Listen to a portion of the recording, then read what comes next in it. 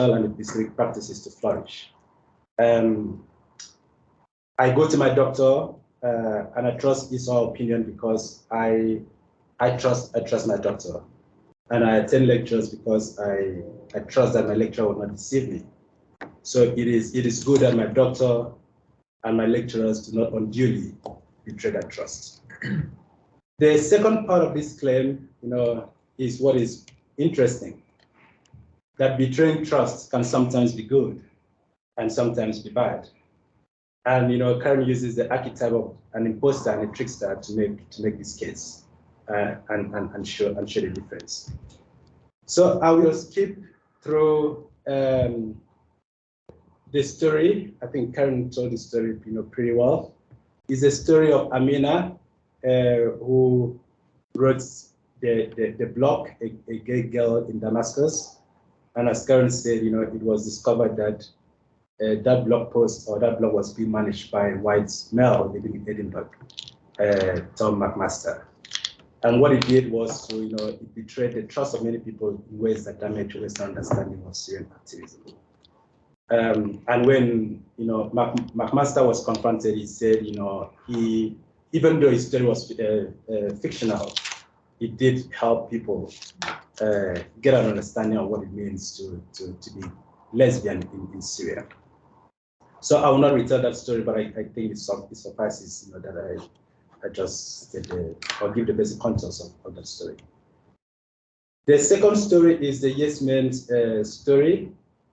And, again, they do attack big corporations and governments, like the World Trade Organization, Shell, and coming from Nigeria, I know the effects that Shell has on the Niger Delta. That is where I'm from, and the Dow chemical.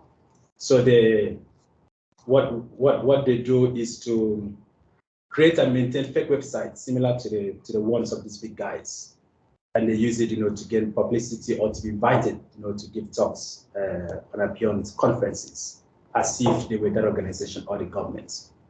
And the one that we picked was also the one that Karen spoke to, when in 2009, they staged a press release pretending to be the Canadian government, making serious commitments on climate action. And then by the Canadian government coming out to say, we didn't make these statements, it showed that they are not really committed to climate action as they claim to be. So what they attempt to do is, in a sense, draw attention to corporate greed, corruption, exploitation, and government inaction, and expose, how these corporations and governments falter in ways that they should not falter, by pretending to be them, making statements that they should make, and then them coming out to say, no, we didn't really say this, and then say, oh, why can't you do that? So this is the second story, and Karen, thinks that this the action of the Yes Men, is different in significant ways from the action of imposters, and she calls this tricksters.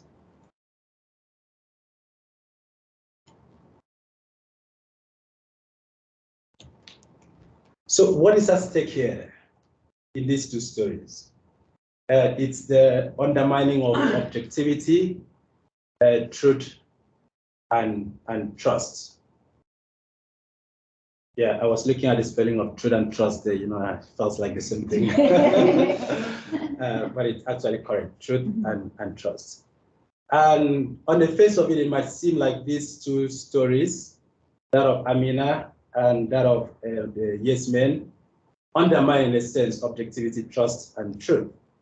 But I think what Karen does is to show that the imposter undermines objectivity, and objectivity in this case is not in the metaphysical sense, but it's in the ability to eliminate or manage bias.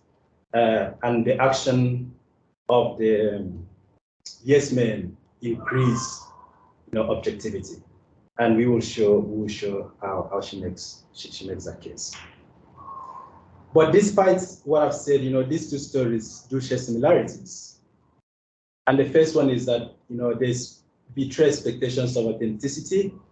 They claim they're not consistently, maintaining the persona that people expect them to maintain or be. And they spread some false claims.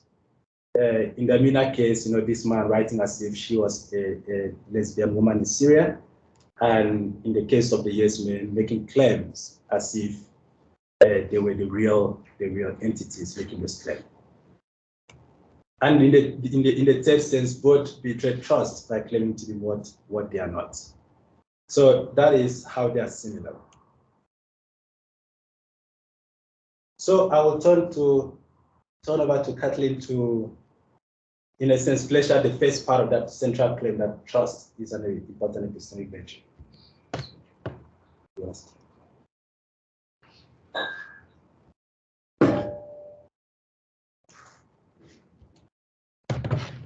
Thanks, Akanimo. I appreciate it. Right, so why is trust central to both of these cases? Well, firstly, reliance, right? And this involves making plans on the assumption that, like, when I trust Akanimo to be here for this presentation, he is in fact actually here, right? And secondly, is a component of like normative expectations, right? So these involve my expectations that you will act as you are meant to, right? And both of these features make the truster really vulnerable. If I rely on you to tell me the truth, then I am vulnerable to forming a false belief if you lie. And if you fail to act as expected, then I am able to feel betrayed, right? So we have to take on some degree of trust that others are upholding their end of the social deal, right? And distrust in that case is really damaging to the social fabric as a whole because it destroys members' faith in one another and their confidence in social practices, right? And this betrayal erodes the willingness of others to take risks, right? I'm moving a bit fast. The more people who are betrayed by imposters and the more reports, especially sensational reports of those kind of imposter situations, right, the more people avoid relying on one another in these ways and the more cynical they are and they're likely to become. And this damages the social fabric of the internet as an epistemic space for truth and objectivity, right?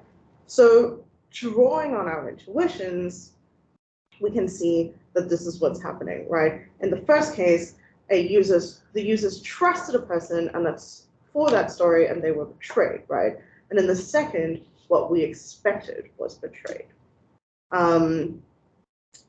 So again, yeah, this is damaging the social fabric of the internet as a whole because I become more cynical about people, become more cynical about trust, and I lose that ability, right? So when we come across an imposter, trusters' normative expectations of authenticity are violated. And we can think of lots of cases like this, like catfishing, as well as the Amira case. And this stuff is something that we come up against very often on the internet. Right, so why is this sort of thing important? Well, norms are really important in that they help ground our practical reasoning and inductive inferences about who to trust, right? Norms of consistent authenticity hold people responsible for conforming to socially constructed boundaries of identities. And these expectations of authenticity can either protect the vulnerable or oppress those who don't conform, right? So we have these norms, we want to keep them, but sometimes we don't, right? Because they might do the opposite, they might oppress. So betrayal in this context then has degrees of harm and consequences. On the one hand, a blog like Imposters can cause harm to the individuals engaging with the blog by betraying their individual trust, right? But in a bigger sense, this sort of epistemic harm can be more pervasive in the sense that it betrays the reasonable trust of the epistemic practices themselves. Right. So I'm going to hand back over to Akanimo quickly to talk about under what circumstances the epistemically virtuous might betray agents' trust. Thank you, Caitlin. I like this back and forth. So I want to turn attention now to the second part of that claim, that it is sometimes permissible or good to betray trust, and at other times it's bad. And I think, if one says that, you ask the question, under what circumstances can one betray that trust? And this is a short and sweet answer that Karen provides, that a betrayal is epistemically vicious when it entrenches or promotes oppressive exclusionary networks of trust, and a betrayal is epistemically virtuous when it undermines exclusionary practices and or expands trust networks to involve the oppressed. So we will look, we'll unpack this answer by going back to the imposter and the trickster to show how one entrenches and promotes these oppressive exclusionary networks of trust, and the other one, in a sense, opens up, expands that network of trust. So who is an imposter? It's someone who betrays expectations of authenticity in ways that risk net harm to epistemic communities. And turning back to the case of McMaster or Amina, we see that, Amina's action or McMaster's action excludes the oppressed group from trust networks. And this happens by, taking away space from marginalized voices. Instead of listening to a real lesbian woman in Syria telling her story, Amina takes up, space, radio stations and TV are covering his story, his fake story, instead of the story of real people who are living, who have real experience of the struggle they are talking about. It also reinforces the stereotype that casts oppressed people as untrustworthy, which in turn, harms the uptake of their claim by others and themselves. McMaster's action, people would say, these oppressed people are always lying, so I can't trust what they say. How is it, that I'm reading another blog post and it's not another imposter who is sharing what doesn't exist and making up stories? It reinforces that stereotype that oppressed people are untrustworthy. An oppressed group, loses the self-trust necessary to construct alternative worlds of meaning. And here, what is at stake is that strong objectivity is hindered by self and by others, and people, are hesitant to get into the world of other people to understand that world. Remember, diversity, is important ingredients in the formation or in constructing objectivity. So by closing space off from marginalized people, strong objectivity is undermined. The second way that the imposter betrays its expectations of authenticity is that it promotes Western prejudice, and it fits into the narrative that marginalized groups are unempowered, passive, and in need of help in their struggles for liberation. Therefore, we need people in the West to speak for them. And again, it gave credibility to pernicious stereotypes, and it diminishes trust in the abilities of the oppressed. What came to my mind when I read this is the story in 2019 of this young woman, Salah, in Sudan, who was leading a protest. This image really stuck with me, and I think told the world, that women and oppressed people can speak for themselves and do speak for themselves in the face of oppression. And this was not the only instance, in which she was leading protests. But McMaster, doing what he did, undermines, allowing women like this to take the space and lead the protest, and for people to think of them as credible of leading movements and resistance. So I have said that the imposter excludes the oppressed from trust networks, promotes Western prejudice, but it also harms trust in social practices that promotes objectivity. So people begin to trust less, the social media space. I have a friend who is not on Twitter. It says, it's full of imposters and people who are claiming to be what they are not. So my friend, is harmed, and because she loses trust in participating in social media. And I think, the other side of this is that she is cut out from participating in public dialogues that could enable change. Because people have, like McMaster have, in a sense, defiled the space, if I'm to use that word. And then people lose trust of avenues for public engagements. So the trickster, think of him as one who intentionally betrays expectations of authenticity in epistemically virtuous acts of resistance. And there are two bits to this. I will speak to it after we have presented the main claim. So there is a bit of almost like an internal disposition, the virtuous disposition, and there is the consequentialist disposition. It needs to be an act of resistance. And I think I have some worries about that. I'll return to that. And here, the trickster must have the practical wisdom to know that trust can sometimes be betrayed. And I think this is a really important point, because if one lacks practical wisdom, then one doesn't really know, when to violate this trust and when to uphold trust. And, Karen thinks of practical wisdom as a unifying and sorting virtue, which involves a facility for switching between one virtue and the other, as the occasion requires. And she draws from Zaczewski, who provides two relevant theoretical reasons why practical wisdom is necessary to make sense of our moral and epistemic lives. The first one is that it helps us get to the Aristotelian mean.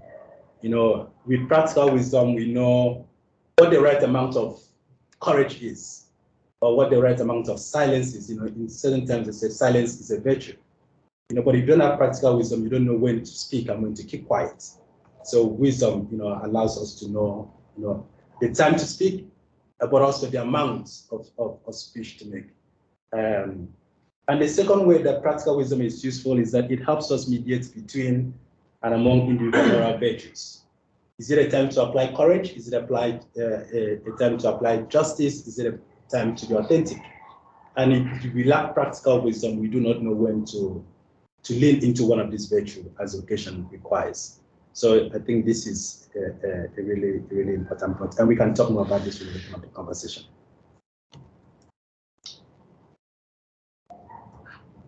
So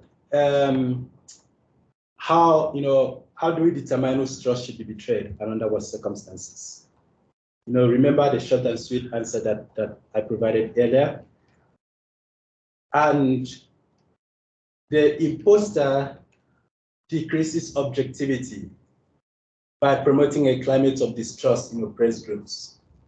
Remember, the key to arriving or key to achieving objectivity is, having diverse epistemic community. And by, in a sense, attacking diversity by, closing off space from diverse voices, the imposter decreases objectivity in epistemic communities.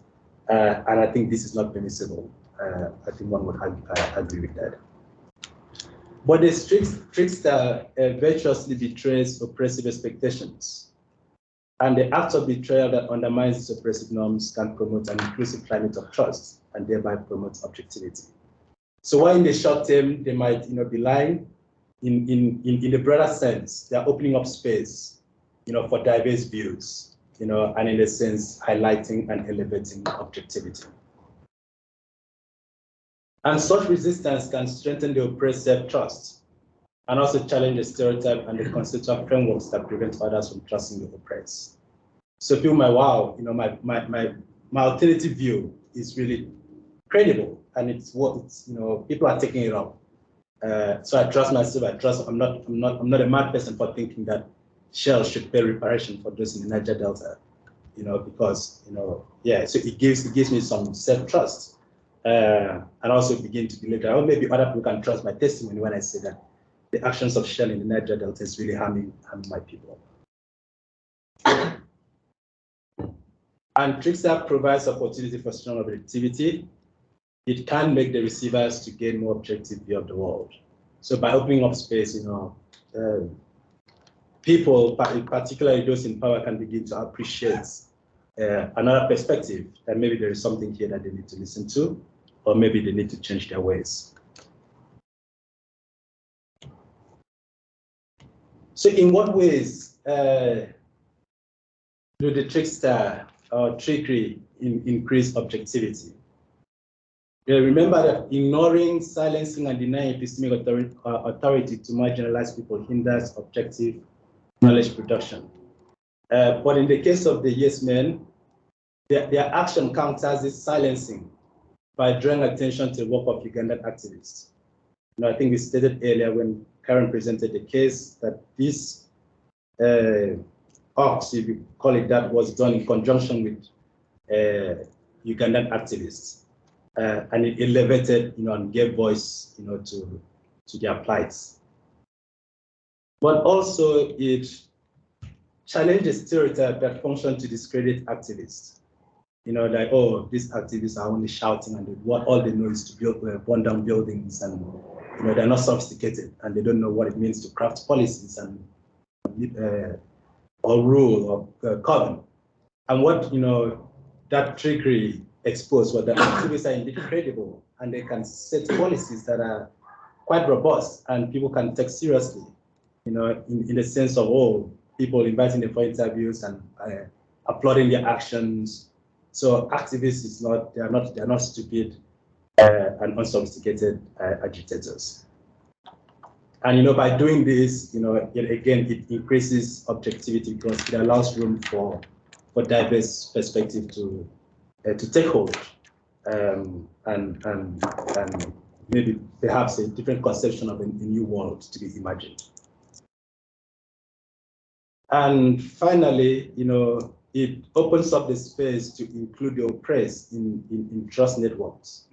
Remember, trust is this really important thing that is necessary. But the action of the trickster allows oppressed people to have confidence in themselves and confidence in their views, and therefore participate in the trust network that is necessary for any social or epistemic projects to flourish. So I will hand over to Caitlin for an objection, but before I do, I want to raise two worries, and I think you had the third one as you planned. The first worry that I raise is I call it the simplification of the identity of the tricksters. And I think I started talking about this in the first part, where I said, who can get away with trickery? I think that is really important thing to not present it as if everyone in the internet space, have equal standing in terms of power and rank and credibility. And maybe there's something to tease out there.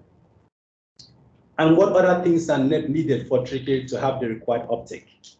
It feels like the accounts doesn't really account for the other things. And don't ask me what are these other things, but it feels like there are other things that might be needed, beyond the action itself. Maybe these other things could include, the identity of the person, the positionality, the networks that you have, consideration of safety. I think there are other things that could be highlighted there. And what if the individual is epistemically virtuous and engages in a really, really bad act of trickery that leads to the doubling down of oppression for marginalized people? What I mean here is that, remember I said that there are two parts to this trickery story. There is a virtuous element, which seems to be more like an internal condition. I'm doing this for the right reasons, but it might not yield the right results, the consequentialist dimension of actually forging resistance. So, is the account that these two things must be attained equally at the same time all the time? Is there a waiting that we should prioritize? Okay, let's prioritize resistance. Maybe I'm not having the right intention, I'm not really virtuous, but I'm yielding the right resistance, and people like the big companies are taking my view seriously. but the internal conditions are not right. I feel like the account doesn't address that. And the second worry that I have, I think linked to the last point that I just made, is that the account of the trickster and the imposter is presented as one being entirely good at all times and one being entirely bad. And the worry here is that could it be that tricksters can subvert operation and still cause harm? I think of the Dow Chemical Company, who highlighted in a sense or heightened the hope of people in India when they said, "Oh, we take responsibility for the chemical pollution that happened." I'm sure people in India celebrated, and oh, but at the end of the day, they're like, it's not really real, so it's furthering resistance, but also causing another harm, and there is no acknowledgement. So it seems like, an account that just said, this is right, this is wrong, and maybe it could be nuanced a little bit, and maybe even also drawing from standpoint theory, we can think of maybe this good and this bad in degrees. Maybe, it's difficult to say that the actions of the trickster is good, but maybe, one could argue that maybe someone in the West read McMaster's and like, oh, maybe, yeah, it's true, I'm really angry, but, it heightened my awareness of what is happening in Syria, in a sense. And it's not this black and white. So those are the two worries that we present, and we'll add the third one.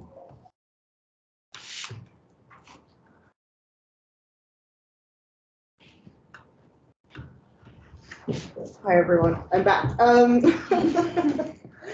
Sorry for the constant switching. Okay, so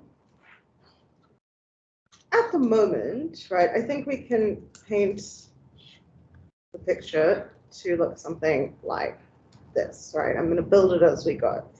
All right, so we have these norms of authenticity and trust, okay?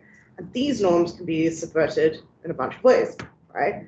When the trust is betrayed and the norm is subverted with a positive effect in subverting the norm, the act is virtuous, right? And when the betrayal enforces oppression, then the act is vicious, right? So we have two effects of the betrayal of these norms, right? And they are good and they are bad.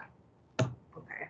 And what I propose here is that there is space for a somewhat neutral case where we can have a category for betrayals that are neither vicious nor virtuous in their intention or their execution. Because I think that this could broaden the account and maybe strengthen it at the same time, right? So in order to do this, I'm going to use the case of Finding Drago, which is a podcast that was released in 2018. So mild spoilers for anyone who hasn't listened to it, sorry. I'll try and keep it short. So in 2018, there is an Australian journalist, right? And he follows this trail of online whispers and reviews for a book that he could find absolutely no trace of in real life, okay? There were the reviews online, there were blog posts, there was a Facebook page, there was a Goodreads page, and there were people talking about this like all over the place. But he can't find the book anywhere. He phones all these bookstores and they don't have it. They've never heard of the book. They've never heard of the author. They don't know what he is talking about, right? So it feels like all hope is lost. But because this is a podcast and we're following him along in his investigation, right? We journey with him and we discover more about the book and its mysterious author. And immediately your bells should start ringing about this mysterious author. You should start going, maybe this mysterious author is not who they say they are, right? And we follow the journalist as he has his own doubts about this, right? And soon someone sends him the book. It appears on his doorstep and he finally has the chance to read it. And this is apparently a great piece of literature that many people have spoken about on the internet. And as the podcast progresses, right, we join in his search as he tries to figure out who is the author of this book. We listen to his doubts about it. We listen to interviews with other people who have read the book and other books by this author, right? He travels across the world to interview people to talk about this book, right? And in the end, we discover that the book is in fact a prank, and it is a result of an inside joke between a group of friends that has gotten a little bit out of hand because it has now spread across the world, as such things on the internet tend to do, right? So I really, really enjoyed this story. I love the podcast, and I think that it stands as a really interesting case because it doesn't seem obviously vicious, right? Trust has been betrayed, as have norms of authenticity, but it's not centered around the social good. There's no oppressive norm that needs to be undermined or can be reinforced in this case. But I don't think that this sort of betrayal is harming the social fabric of the internet in the way that other betrayals might, right? So in this case, there's no epistemic good that's winning here, right? The oppressive norms aren't being subverted, and instead we've got a case of like what is something that is definitely a betrayal of sorts, but it's not resulting in any harm. And it looks like if this is the case, then the fabric of the internet might be safe, right? I think it's safe, right? And I understand, like, you know, words. So ultimately, Karen, I think this account is really strong and really interesting, right? And I think that it's useful not just as an understanding of the role of trust and truth, like within the social exchange, right? But also as a way of engaging with acts of resistance. And this is a really nuanced issue, and I think being able to understand it properly and apply these theories to recognize moments of resistance and take them away from moments of silencing within the thought space of the internet is really important. But I also think that the internet is a curiosity engine, right? And it's a space that allows people to imagine and create and seek and find. And I think that by acknowledging instances where there's no perniciousness, no viciousness, but something that instead contributes to this sort of epistemic delight that the internet has to offer is a broader sort of thing. And I think it speaks to the nature of the internet as a whole. So this is what I have to offer as a way to maybe broaden this account. Yeah, thank you everyone for listening.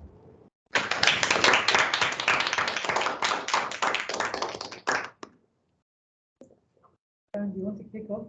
Sure, I can. I love those phrases, a curiosity engine and a source of epistemic delight. That's really cool. Akanimo with the source of epistemic delight. That's beautiful. Isn't it awesome? That's really cool.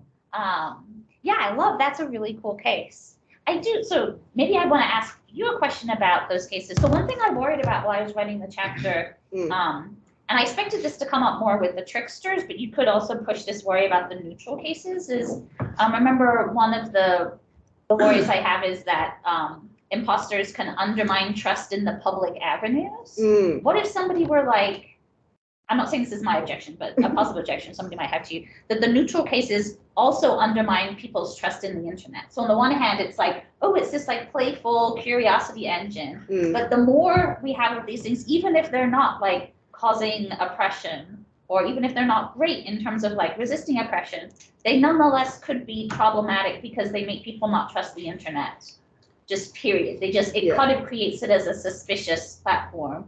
Right, so Andrew's example of like the friend who's like, I don't go on Twitter, right? Yeah. It's a place where people will just play around with this nonsense or something. I don't know. I'm kind of curious what you would say. No, I think that's I did think about that, and I think that's such an interesting point. But I also think that I think again, this is maybe not a very good answer. I think it's going to somewhat come in degrees in the way that Andrew was Akanimo was maybe talking about, right? And that there are going to be people who are more cynical, like his friend who doesn't go on Twitter, and then there are going to be people who not, right? And the reason why I really love the podcast case is because this journalist is a journalist, right? He's a person who wants to uncover truths, and he does that through the journey of this whole thing. He is constantly investigating and trying to figure it out, and he knows that he shouldn't be trusting the truth of this book, right? But that doesn't mean that he doesn't want to he doesn't want it to be true nonetheless because it makes such an interesting story. And so I wonder if that's not enough to kind of to kind of mend over some of that, like that worry about the social fabric being damaged because of cynicism. Because I think that we often come across lots of stories like this on the internet where we sometimes just want them to be true because we're wanting to have nice things. And I think maybe that's okay, you know, because there's so much bad news on the internet. I don't know if this is a good answer, but yeah. Yeah. And can I also just say something quick? I completely agree with your point about what was the lovely phrase? The simplification of the identity of the trickster. I thought your point about that was super right. And in terms of like the virtue versus the consequentialism, I felt very conflicted the whole time I was writing it. I decided to just go completely consequentialist, which there are obviously like problems with consequentialism. So I guess I would have to say that there are not going to be cases of tricksters who do harm. The problem is, and something that I kind of don't really like about that, and would love if somebody had a better solution, is I do kind of like the idea of people adopting this as an identity or something, like a persona, like I'm going to try and be an online trickster, but I can't, you know, claim that I'm going to be infallible, right? So, right, it doesn't sort of make sense to say I'm always doing the right thing, right? You might say, I'm going to try and cultivate these virtues of online trickery, and recognize that sometimes I'm actually going to be an imposter and do harm. So I thought that was a super good objection you had and something I really struggled with. I think I have an answer to that. Yeah, Sorry, cool. if I can jump in. I have an example that I think might work. I'm thinking of the K-pop stans on TikTok. Yeah, they're cool. Who are really cool, and they do like really weird things, because it's a giant group of fans, right, who all love K-pop, and then they do really interesting things. Like I think in 2020, they bought all the tickets to one of Trump's rallies. Yes. Like no one else could buy it. Yes. So but then obviously they weren't going to show up, so there ended up being like 20 people at this rally. Yes. So it's like, to me, that speaks to like a kind of tricksterism that is on the border, right? And Yeah. where you're sometimes entering into imposter spaces, but also you're trying to maintain trickery. I don't know if that helps. Yeah. I think that's just any resistance to Trump is like good in my Yeah. but yeah. Yeah, if Oh, my sister. yeah, thanks for clarifying that, you know, the emphasis is on the consequences. And if you go back to the example of the McMaster, let's assume that he was not uncovered as a fraud. It was not known, you know, and he sided with the oppressed, yielding this consequence of people hearing the story of what it means to be Syria, even though it was maybe exaggerated and not true. But he was doing the work. He was, you know, elevating the plight of people who might be living in that condition. So are you saying that that is right? Because if you take away the virtuous parts, then without uncovering this identity, then I think you have to allow that, yeah, I can pretend to be a woman as far as I'm not known. The consequences doesn't undermine the marginalized people, but I'm forging the ends of resistance and opening up space and expanding this trust network. Yeah. So that is the tension that I Yeah, I think that's a really, really good point to make. I guess I would say in the hypothetical example where a privileged person takes on a marginalized person's identity and does complete epistemic good with it, then I would have to bite the bullet and say I think that's okay epistemically. The problem is that's almost never going to happen in the real world, right? Because privileged people are just going to be so sort of consumed by their own prejudices, right? So even if maybe he drew attention to what was going on in Syria, he was saying this super messed up stuff, right? That like Syrian lesbians should stop being afraid and stop being passive. Like, so his story was that he was doing good and drawing attention, but I think often privileged people think they're doing that, but their own biases and ignorance are gonna actually be cases where they're always doing more harm. So maybe I want to bite the hypothetical bullet, but just say it's not really good. I have a finger from Glenn and a hand from Daniel. And a Yeah, finger because I from was me. actually wondering about Oh, sorry, and a finger from Ada's. And from Cameron.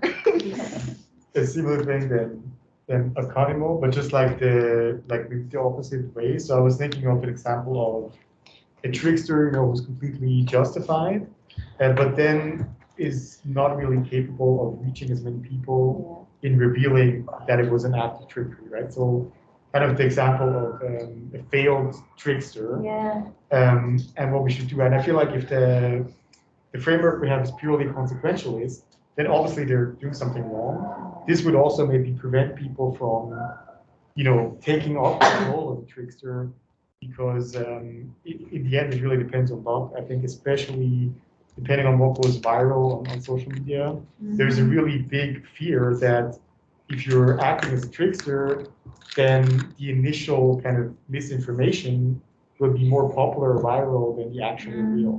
And I'm wondering if people should still keep going, and then how you can justify that in a consequentialist. That's what I'm consequentialism. I guess I would say in cases where you can't get much uptake, it doesn't go well, maybe you're going to end up being more neutral, rather like sort of, to use Caitlin as an example. The more problematic case is where like you're trying to go, but you actually end up constricting the networks of trust or reinforce oppressive norms. But the person who's like doesn't get any uptake, they're not necessarily going to end up on the account counting suspicious, but they maybe just like not super effective. It was kind of how I tried to set it up. But imagining a case where somebody, but you're right, I really like your objection that there's a problem with consequentialism. It's so demanding, right? And so you have to be worried, like, well, what if I fail and I screw up? Well, I'm not enough of a good ethicist to have a full answer to that. But I feel like, I just didn't want to say that intentions were the most important thing. I really thought, especially with this, where we have so many privileged people being like, I'm going to advocate for marginalized people. I wanted to be like, no, like, you got to succeed. That was kind of how it started. Can I go in front of you, because that's actually straight on my earlier thing. So I think that like thinking of it in terms of consequentialism is not really, and versus whatever the ontology is not really that helpful. So just keep it there. So then, and partly because it's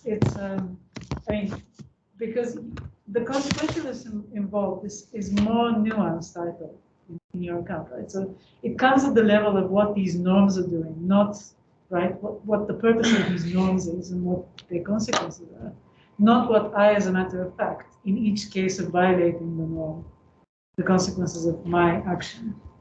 I think that's a very generous reading of my. Okay. Yeah. Okay. I kind of wish I'd talked to you before. But at least I think that's the way to block the I current think that's objection, a nice way right? of putting it. And so and to go with your doubt between the consequentialist and the No, that's much better. anyway, so No, that's not. you?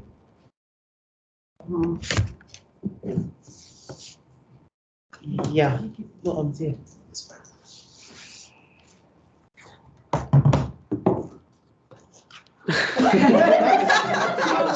Okay, one more. Wait, one more. Are you ready? Okay, there we go.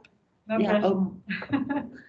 so I don't know, something I'm thinking about, and maybe it might be one of those conditions that Andrew talks about that he says he's not going to list, or maybe part of what is necessary for being a trickster is membership in the social group that you're fighting for their social justice.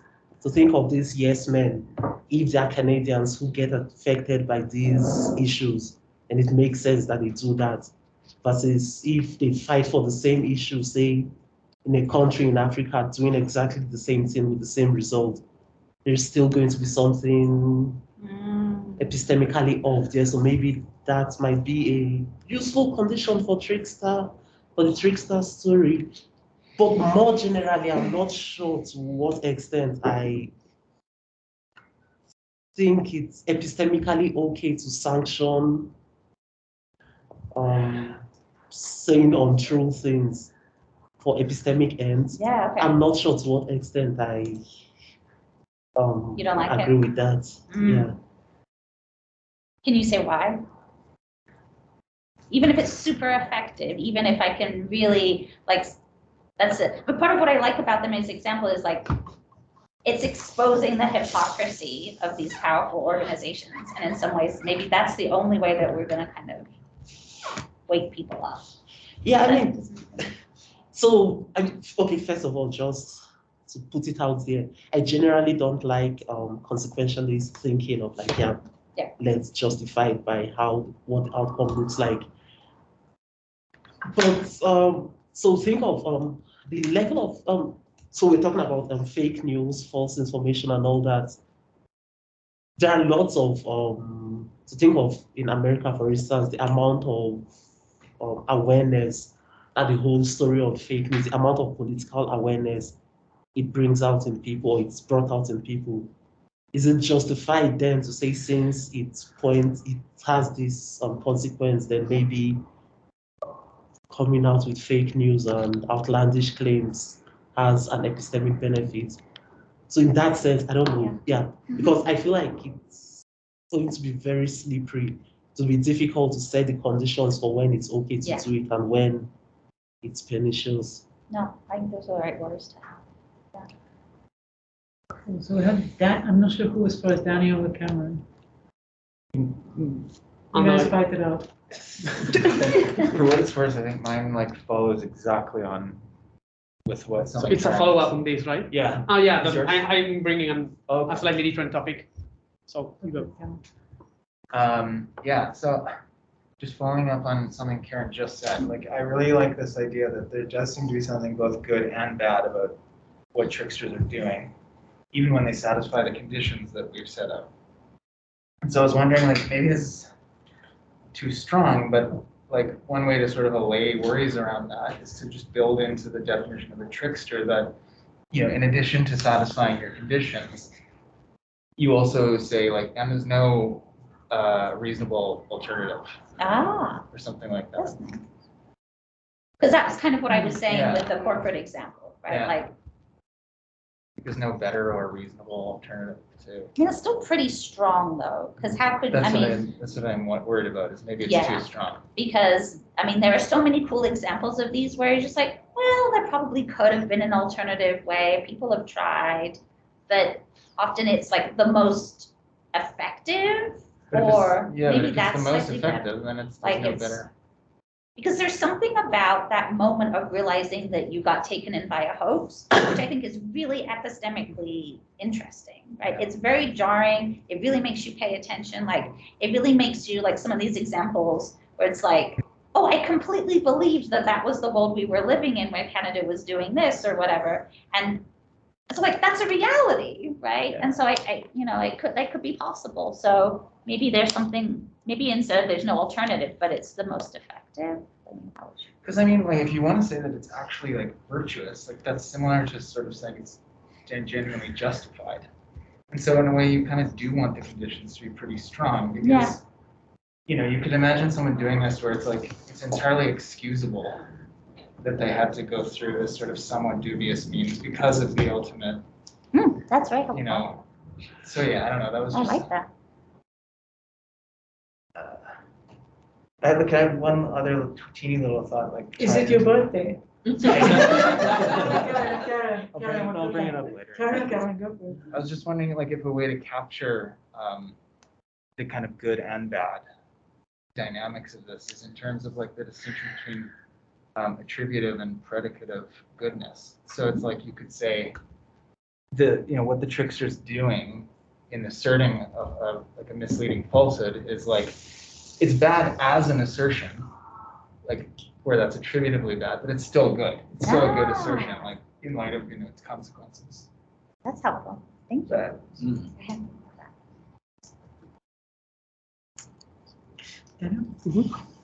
Should I get this? Okay, well. I don't know. So, it's okay. Okay. So, I'm changing a little bit the topics here, and it was one of the worries that I had when I was reading the chapter. I hope you don't mind that I bring it. But it's very linked to the first worry that Andrew presented on who can get away with trickery. Yeah. And I was thinking right now during the discussion and reading the chapter that we have been analyzing the epistemic analysis of the issue right now, but I really missed some more of the internet component of that. Mm-hmm.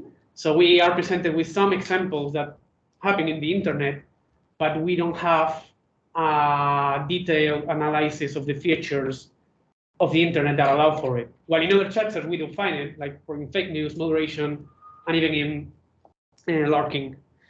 And it is hinted at some points during the chapter that the main feature of the internet that allows for all these tricksters and the imposters to take place is the anonymity that we can achieve in the internet. And this is the point that I wanted to get to, is to problematize or to bring some questions about this anonymity that we supposedly find so easily in the internet. Because first of all, it doesn't seem that we are more anonymous in the internet than we are like in a face-to-face communication, because all of it, I think you do point out of all of the problems of how can we be identified easily because of some of the information that can be found about us on the internet. But I think it could have been more linked to this problem specifically. And moreover, it seems like we are not anonymous at all when it is confronted to big companies that can hold all our data. And that makes me think, how can that affect the possibilities of trickstery? And especially, like Andrew asked, who can get away with this trickery? If we take into account that it can be more easy to deceive lay people that don't have our data than other big companies. That's great work. I guess I would say it's important to recognize that anonymity comes in degrees, and it's right. I forget the definition I used somewhere else, but it has to do with like it's more like a relation, right? Like whether you can figure out my true identity, and there are going to be lots of different agents who have various kinds of abilities, right? So whoever held the server data for the Gay Girl and McMaster's blog could have figured out that it was Tom McMaster all along, potentially from the IP or something. But I, as someone who was reading the blog, couldn't, right? So so that's the first thing, right? So I think there can be many ways in which the internet makes it easier for us to hide who we are from many different kinds of agents. But you're right that ultimately, given surveillance and stuff, it's going to be impossible to be completely anonymous. But you're exactly right. And I think the question of who can afford to be a trickster is really important. I really wish I thought about that. It's a really good point, because I think one of the things about the Yes Men is that they're part of a collective. They seem to have a lot of support, right? They, I get the sense from watching the documentaries and reading them that they've sort of got lawyers in the background, like they're always ready to get arrested or something. And they're white men, right, living in America. So if they get into trouble by pretending to be something, I think they feel relatively secure that if they got arrested, nothing terrible is going to happen to them. So I think that's a completely legitimate point to make about the limits of trickery, which I think makes complicated Abe's point, right? Suggestion that maybe it should be people from the marginalized groups themselves who are doing the trickery, but they're often going to be more vulnerable. Just a very quick follow-up. If you take into account the problems with anonymity, the risks are also higher because you can expose yourself to a lot of different forms from harassment. Yes. It's not that someone knows your face, but also they know who you live, who can you be related to. So the stakes are also much higher. Yeah. Do you have other comments, questions? All right, thank you so much, Caitlin and Akanimo.